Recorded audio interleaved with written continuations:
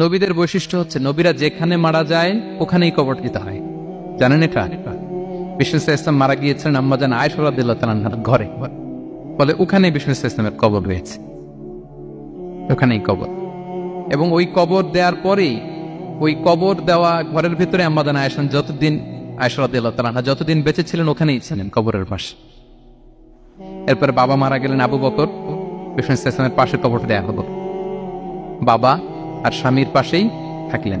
এরপর ওমরে ফারুক মারা গেলেন, ওনারও কবর দেয়া হলো। কিন্তু এখন তো আর বাবা আর স্বামীর সাথে পর্দা নেই, ওমরে ফারুকের সাথে তো পর্দা আছে। তো তখন তিনি ঘরটা হয়ে গেছে ছোট, তিনটা কবরে অনেক জায়গা স্পেস নিয়ে গেছে, এখন অল্প একটু জায়গা পর্দা টাঙিয়ে দিলেন ওমরে ফারুকের সাথে পর্দা হিসেবে ছোট্ট একটা জায়গায়, যতদিন বেঁচে ছিলেন ওখানটাতেই ছিলেন।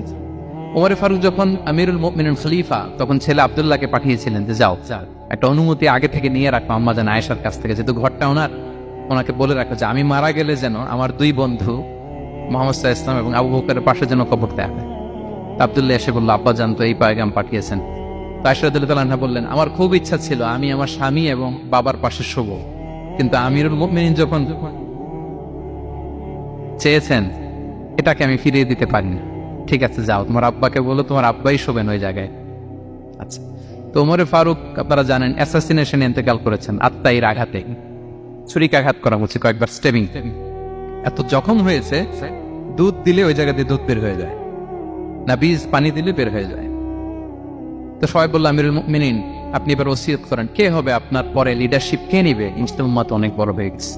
তখন তিনি ওসিয়ত করলেন এবং ছেলেকে আব্দুল্লাহকে আবার বললেন যে আব্দুল্লাহ আবার যাও, যে আম্মাজানের থেকে অনুমতি নাও।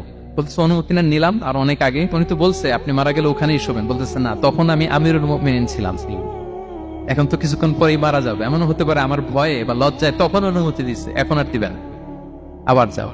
আবার গেল, আয়েশা রাদিয়াল্লাহু তাআলা আনহা বললেন, না এখন আমি আগের কথার উপরে আছে, তোমার আব্বাই সেখানে শোক। সুবহানাল্লাহ। ওমরে ফারুক ওখানে শুলেন, তখন তিনি পর্দা আরম্ভ করলেন আম্মাজান আয়েশা। তাহলে রাসূল সাল্লাল্লাহু আলাইহি ওয়াসাল্লামের কবরটা হচ্ছে আম্মাজান আয়েশা রাদিয়াল্লাহু তাআলা আনহার ঘরের ভেতরেই।